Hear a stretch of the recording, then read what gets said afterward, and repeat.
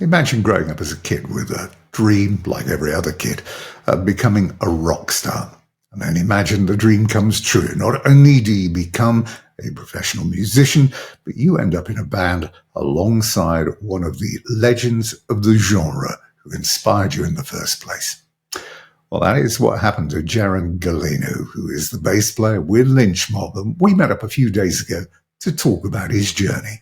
With the release of this new album, Dancing with the Devil, and your performances are clearly growing significantly in stature alongside of George, who was one of your heroes growing up.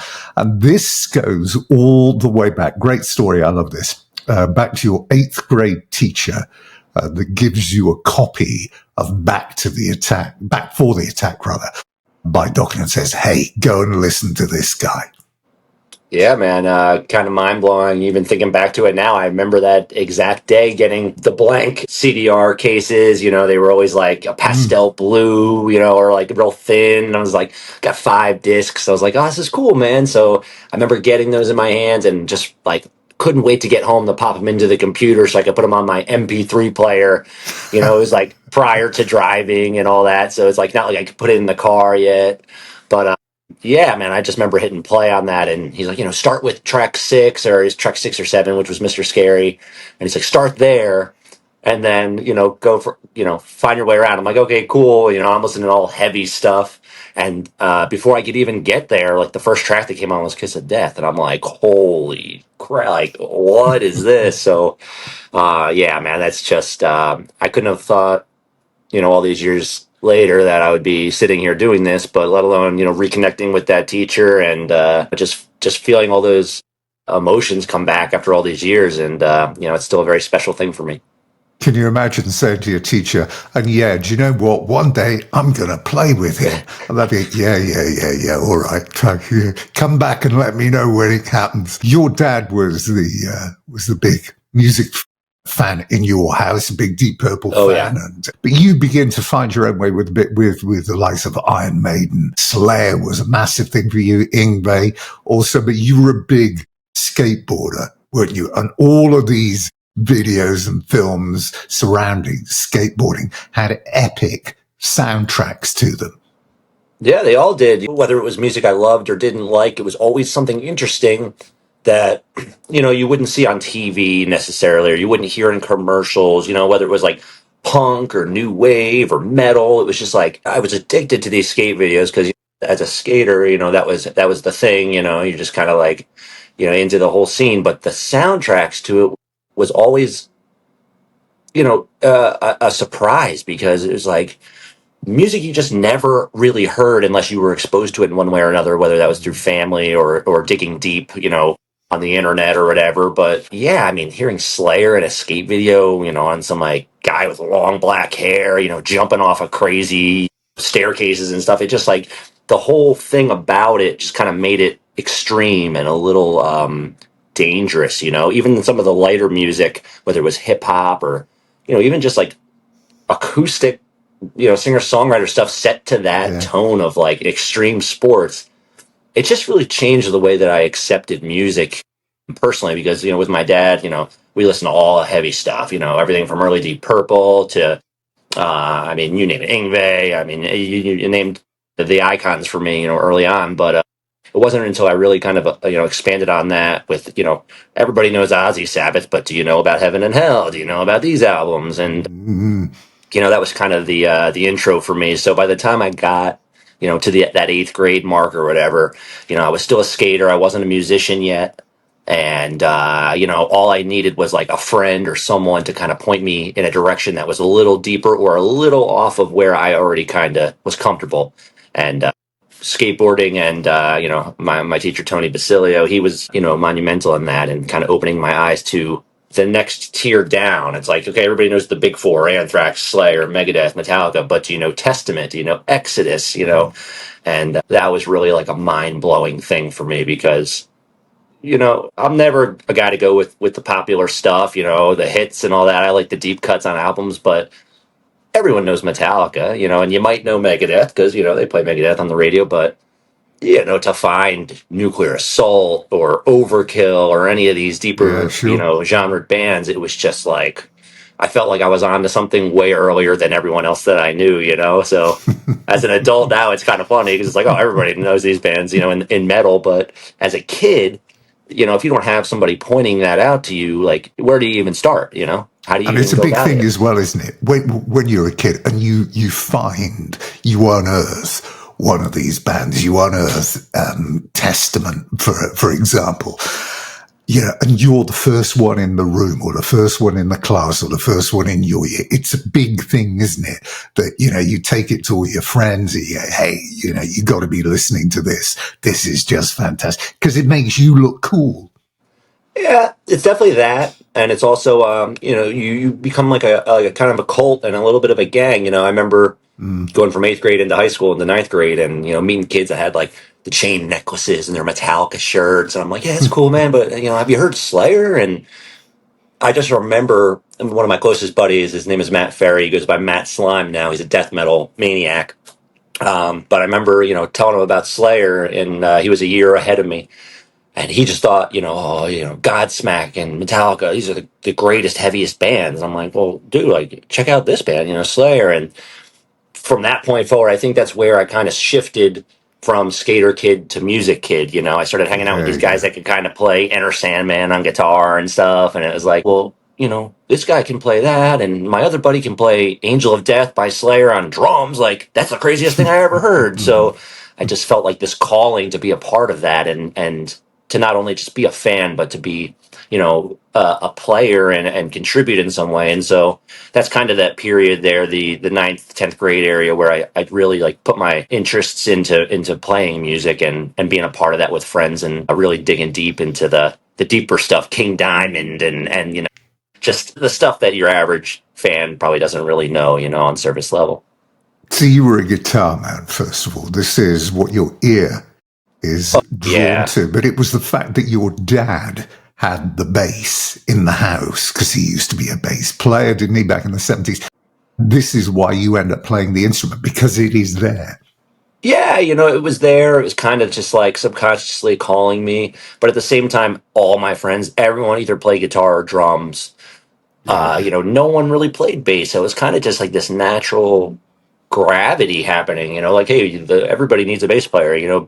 Play bass. I'm like, oh, I have a bass at my house. It's just kind of fell that way. But even with my dad's influence, he didn't really play when I started playing for the first time. It was just something he did back in the day, and was just a fan now. So when I started to pick it up, I remember. He got excited, and he plays now. He doesn't gig out or anything, but he plays almost every day at home, and Wow. so he's like, I just, I see you doing it, and it just makes me want to play and practice, and it's therapy, for most people that don't do it for a living. They do it for fun or enjoyment, and it's a an outlet, if you will. So it's kind of cool to have it come full circle in my family. You clearly had a sharp mind as well here because you were looking ahead. Yeah, it's a cool instrument. There's some great players. But it's the fact you notice the fact that there is always a demand for good bass players because there aren't that many of them.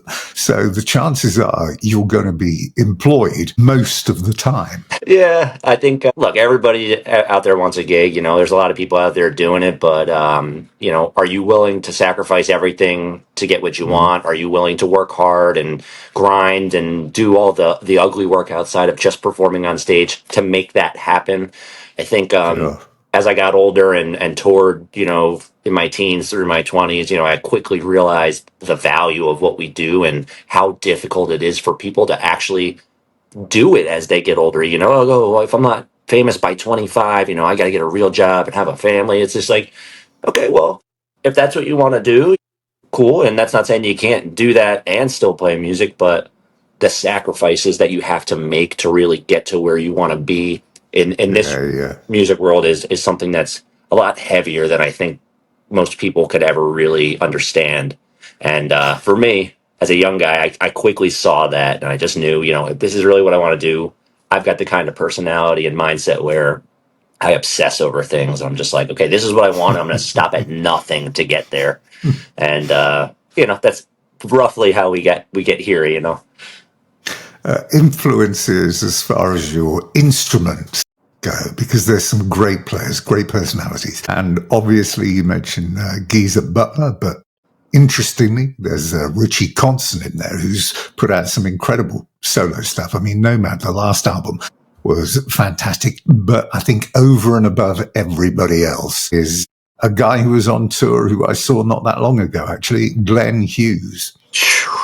Man, how can you not be inspired by that guy? God, I get the hair standing up on my arms right now. You just saying it, man. It's that guy is just. I mean, it's my rock god. I mean, that guy literally it takes the words and emotions, just it sucks them out of you in a live setting. Yeah.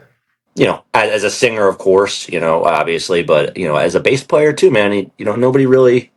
I don't say nobody really pays attention to that part of him, but his tone and just his style of playing, and I just always really love that. Even from that, California Jam, seeing those high watt speakers behind him and all that, it was just like this guy's a badass. And I would say Hughes, Geezer, like you said, Kotzen, even Yngwie. I listen to some of those early Yngwie albums where he's playing bass on it, and it's just like, what the hell, But there's my guitar player, mindset there. But then you got guys like Steve Harris and.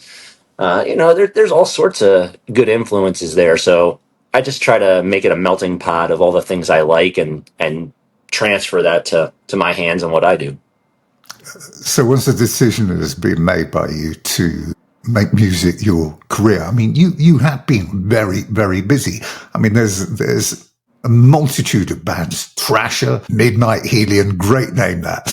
Not quite as good as Capitalist Death Machine, which is what I quite like. And then into Tantric Heaven's Gate, the live project. And the one that I found perhaps most interesting, and I was listening to it yesterday actually, was Mac 22. Oh, right on. Which the album was called Sweet Talk Intervention. Constant Denier, fantastic track at the opening of the album. And it's got... I mean, 70% of it it's got, I saw somewhere it said Led Zeppelin. I didn't get that, but what I did get was a lot of Guns N' Roses with a bit of Lenny Kravitz in there. So, and this was all to do with where you're from, basically, wasn't it? Philadelphia, and getting back to work with some of the guys that you knew. But you have been constantly working on all of these projects. Yeah, for, the better part of 10 to 15 years. I mean, pretty much, aside from some of those earlier ones that you mentioned, Trasher and Midnight Hellion and all these things, like, I don't really have anything to do with those now, but all of those guys from those different projects are still a big part of my life and doing other bands now, and some still doing those projects. But, it was around that 2010 mark where I kind of shifted into the rock scene more so than metal. Yeah. And most of the things that I've been doing since then, like, they all have circled back in one way or another over the years. So, like, we're doing a new Mach 22 album right now.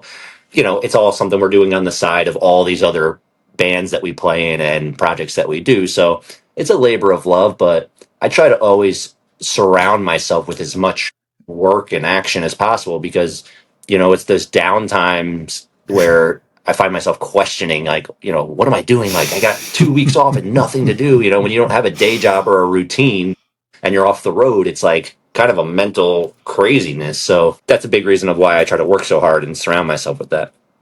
So what's the story with the next Mac 22 project? Because it had a great sound to it and a great feel to it, that album. And you could imagine radio playing any one of the tracks on that album. It was just a great, no-frills, solid rock and roll album.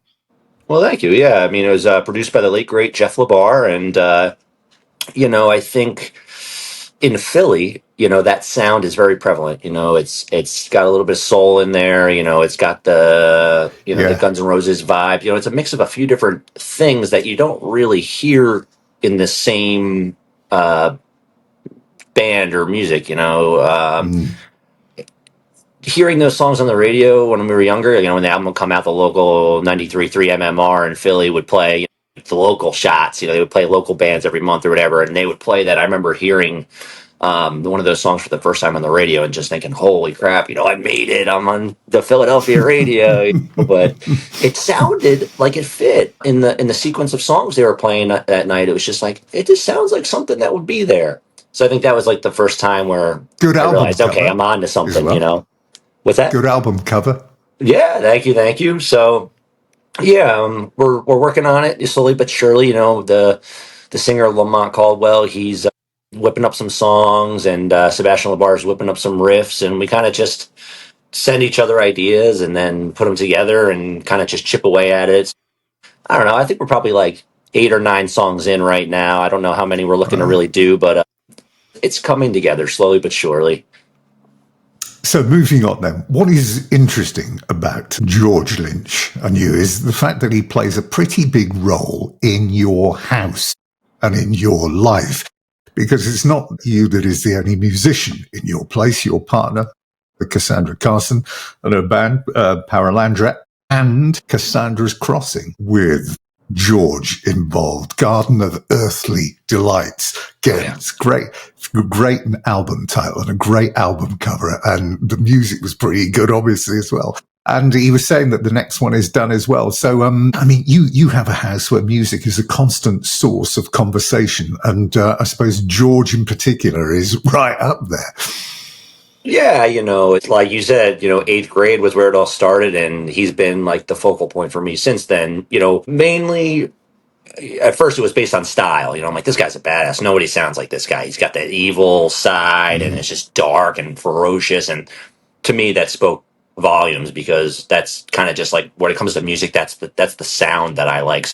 Out of all the guitar heroes, I was like, this guy, he's the guy. But then it kind of came a little clearer to me as I got older and realized this guy works really, really hard. He's doing multiple projects all the time. He's on tour. He's doing things outside of music with helping the Indians, Native Americans, and doing all these different things. I'm like, when does this guy ever stop? Another guy like that, Glenn Hughes, a million albums. So it's like, those were the things that I started to look at as I got older. And so George, for me, was always that guy, always on to the next thing, and doing a million projects, whether people like that or not. I was a big fan of that, because it's more content, more opportunity to hear things that you might not hear on a Dokken album or a Lynch Mob album. You might hear it on a Sweet and Lynch. You might hear it on a KXM. So, I was always drawn to that. And, my dad was into all the great music, but when it came to the 80s stuff, there were a few gaps. He wasn't, he was a 70s, 60s guy. So he knew Eddie Van Halen and he knew about Zach and stuff, but he didn't know all the heroes, So me turning him onto Lynch, Lynch became one of his favorite guys. He was aware of Dokken, but, at that point in his life, he was a little older and a little bit detached from what was going on. So to come around all these adult years later and to be going to all these shows with him and exposing each other, versus him just exposing things to me, it's a great way to bond. And, like you said, moving on to... But the fact that you've got your girlfriend is involved as well is something else. Well, yeah, that's a whole separate story, because, after years of following this guy, it just so happened that one time we went to a show and she happened to come, and she was a fan. Her father was a big Lynch fan, and they had a lot of Dokken and Lynch Mob going on in their house. So, for her to come with us and kind of meet George and kind of, make that initial introduction and the crossing of all these things that had happened in life up to that point, that was kind of the gateway into myself working with him and her working with him for sure. And like you just mentioned, the Cassandra's Crossing album, I mean, it's incredible, man. It's some of George's best work and some of Cassandra's best work as well. And the fact that they're even doing another one is just amazing. So, I was listening to the Body Electric. Oh yeah, Paralandra, great, man. Yeah. Really special band. It's different. It's not what you expect. When you look at it, you have a tendency, don't you? If you pick something up and you think, in your mind, you think you know what is coming when you put it on. But this was very different. Body Electric and Street Magic was the other album that they did as well. Excellent stuff. But initially then, you were in Lynch Mob for 4 shows. What is it, 7, 8 years later? You are firmly ensconced in the band. Yeah. It's been about 4 years now. 2022 is when I got to sit in for the first time, and I just thought, hey, man, it's an honor to even get on stage with these guys, especially George. And, I'll just go and have fun. And that's a highlight career moment for me. And the fact that it could go on any further than those few shows Yeah. was mind blowing to me. And to still be here and kind of, at the helm of whatever's going on now in Lynch world. I mean, I'm just Mhm. every day I'm honored to be here and a part of it and very lucky. Babylon, the first album. Sure. Dancing with the Devil is the second. How much more comfortable did you feel in the recording process for the second album? Because you know the people a lot better. You know what is expected. You know what you're able to deliver. So do you feel that you were able to be artistically more open to deliver more? Very, very much so. That first one with Babylon, it was like, I believe probably a few months into being in the band, is like I was kind of comfortable with the vibe, because I know George, I know what to expect from him, but in terms of what he expected from me, I can only go based off of what I've been listening to and seeing my whole life from his band, all the different guys that came before me. So I tried to stay within that, general ballpark, play it kind of safe. And also, I had 10 days to receive the songs and then come up with my parts and record them and then be done. And, 10 songs, 10 days, it's not impossible. Obviously, I did it, but it was a little rushed for my liking. And there was a few other things happening, within the recording process that were kind of hindering the progress. And so, it was kind of one of those things like, just get it done. George says he needs it by this date. Don't let him down. Just do it and shut your mouth. Kind of a thing. That's kind of where I was at mentally with it. So I felt like it was kind of rushed. So going into this one and having a couple years on the road with Gabriel and Jimmy and having a vibe, I wanted to make sure that starting on this record, I gave myself enough time to really take songs, pick them apart, write the parts that I felt were, you know appropriate, if you will, but also putting my own spin on it. And I feel like my style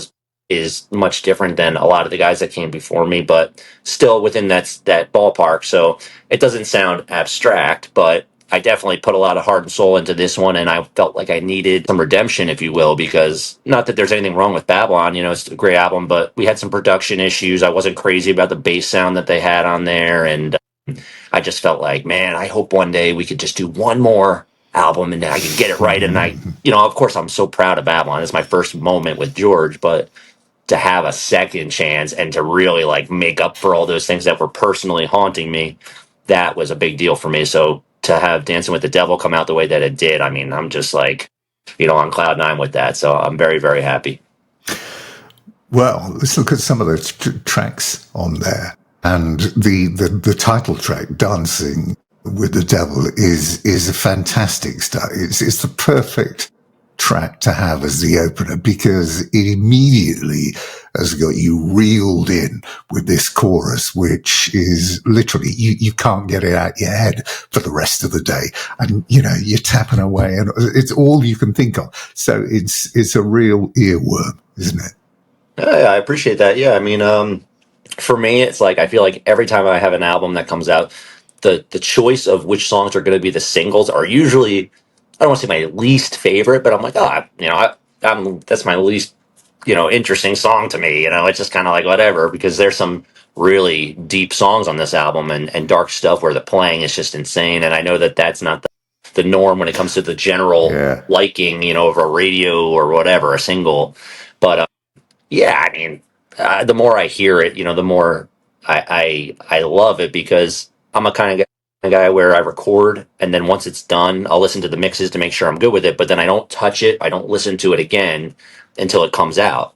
And this has been done since almost at the beginning of this year. So when Dancing with the Devil came out as the single, I was like, oh man, this is great. I'll tease myself and get to hear that song, but I won't listen to the rest, even though I have it. I'm not going to listen to it until I either get the physical CD or until it comes out on release day. And so I actually got an advance copy of the CD yesterday at home. I was on the road, so I didn't, get to open it up yet. But when I get home on Monday, I'm going to crank it up and revisit all those tracks and get to enjoy it for what it is. So I'm very happy. And like you said, Dance with the Devil, it's kind of got that infectious thing to it. So yeah, I'm hoping the rest of it hits that way.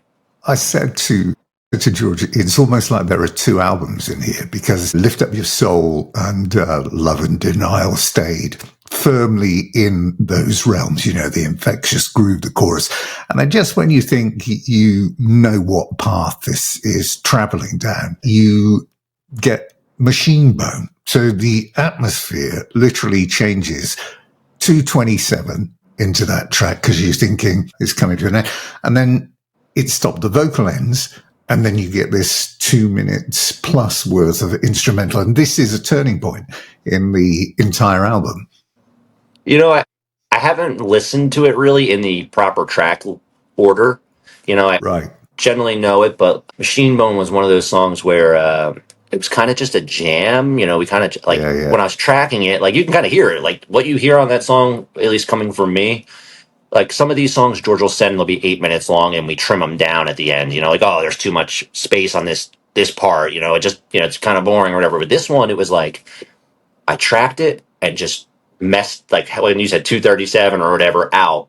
That whole rest of that was just like I was just making it up because I'm like, oh, I'll just put this in as a placeholder and then I'll see what Gabriel sings and then change it, and then it kind of just never changed, and that ended up being one of my favorite tracks on there. So I'm really happy that it's kind of used as that pivotal moment to kind of go to the rest of the album and change that feel.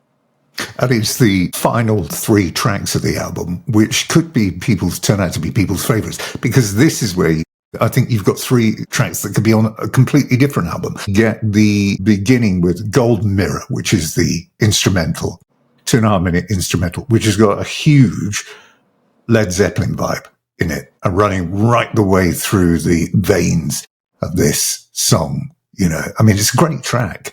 I mean, and it's not a cheap takeoff. It's, it makes you sit and listen and just get yourself prepared for what is coming afterwards. Yeah, it's interesting to me because when George sent me, it was just acoustics with some percussion going on, and I'm thinking, okay, cool. I could hear Gabriel singing this and that here. I didn't know it was going to be an instrumental at that point, but I felt, hey, this calls for like a Tony Franklin, like a fretless thing, and I've never played fretless. I don't own one. It was the whole thing. So Sea of Stones was the other track I wanted to pick up because it had a similar vocal and a similar vibe, but I think it was potentially the standout track for me, actually. Interesting, because that one was supposed to be the instrumental kind of just bonus ambiance thing, for the European or Japanese release. George was like, we need just another song. It could just be, just some kind of vibe, and so I was like, okay, cool. Well, that was the last one we got out of all the songs. And I was like, I'll put the fretless on this and just kind of do like something really just dark and like droney. And then Gabriel was like, I actually have some vocal ideas for this. And so that one ended up becoming a full song and very different, and enjoyable. So, again, another pivotal moment on the album for sure. And the Stranger, which is the final track, I know there's a bonus track in there as well, but the Stranger is the album closer. And this has a much more grungier feel to it than anything else on the album. So there's another twist and turn here on this journey, this 50-odd minute journey. You're ending with something that, you simply haven't heard or seen on the album before that moment. Yeah, it's definitely dark and sludgy and heavy. And it's funny because a lot of these songs, when I got them, there's no vocals or, no rough idea of what's going to happen. So when I'm putting down bass, and I find this with a lot of projects and albums that I do, I'm hearing it without anything, so I'm just like, I'm going to put this bass thing here. I'm going to do this and that. And I never really think, well, what's he going to be singing over this? Is this going to clash? So I'm always very surprised to hear kind of where it goes once it leaves my hands. It's like, okay, do I need to go back and change this to complement the rest of the song? I always get a little nervous about that. So The Stranger was one of those where, I put the bass down and I was just like, I think this is going to be good, but I'm very curious of what the vocals are going to do to it. And Gabriel just came in and knocked that one out. So I think it's a strong track for a closer. And I'm really happy with the way that, the track listing ended up going and that being at the end, because you never know, when you're recording, which one's going to be the first or the last song, and Yeah, where sure. the energy is going to go. So the other bonus here, of course, is the fact that this isn't the end. I mean, when this was all being talked about a year ago, etc., it was, well, this is the end of the road, but it isn't. There's a bit of a restructure gone on here. There's going to be more, quote, of a revolving door. Brian Tishy is back in the band. So there is a future which must please you because you get to do more of the same. Tell me about it, man. I mean, I thought I was hanging it up on a high note earlier this year on the Monsters of Rock cruise, and the fact that George wanted to keep going was amazing. I couldn't have thought of a better turnout for the end here, but now it's uncertain what the end is, and to go from killer players that were in the band before to getting other killer players that I grew up seeing George play with, and seeing them play with other bands, Tishy, Freeman. I mean, we got Scotty Coogan coming in for a few shows, and these are all guys that I grew up just listening to and seeing play, and just thinking, man, one day I hope I get to play with guys that can really lay it down, like these guys. These guys are the men of the genre, and so to be up here on stage and doing stuff with them is just a really special feeling. And it's been a long time coming, I guess, career wise for me. So getting to share that and be a part of that legacy is a huge honor.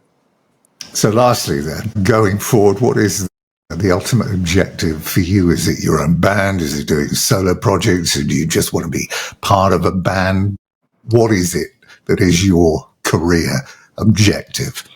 I don't know that I really have an objective, but to just keep moving forward. I think putting out new music, being a part of projects, whether it's a band or a solo project or whatever, I don't mind. I like doing it all. I don't need to be in charge. I don't need to write all the music. I like contributing to a group setting. And so, I just always try to dabble in 3 or 4 different things at a time as I go, and where the time allows it, try to get it in. So I'm just going to kind of keep going on that path. And, if it's another Lynch Mob style situation, or if it's a new band that we put together, a super group of, just local guys, whatever, nothing is off the table for me.